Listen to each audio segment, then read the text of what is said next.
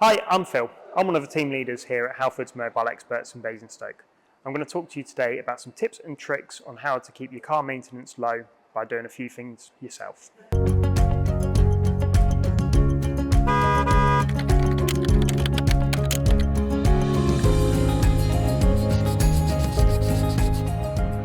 now I'm going to show you how to check and refill your screen wash. So with your screen wash, you may potentially find you have a light come up on your dash to tell you that your screen wash is low.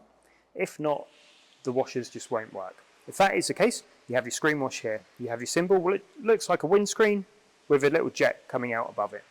So this is where we're going to put your screen wash, and all it is, just pop the cap open and pour your new screen wash in. So when it comes to summer, you don't need to worry too much about your screen wash.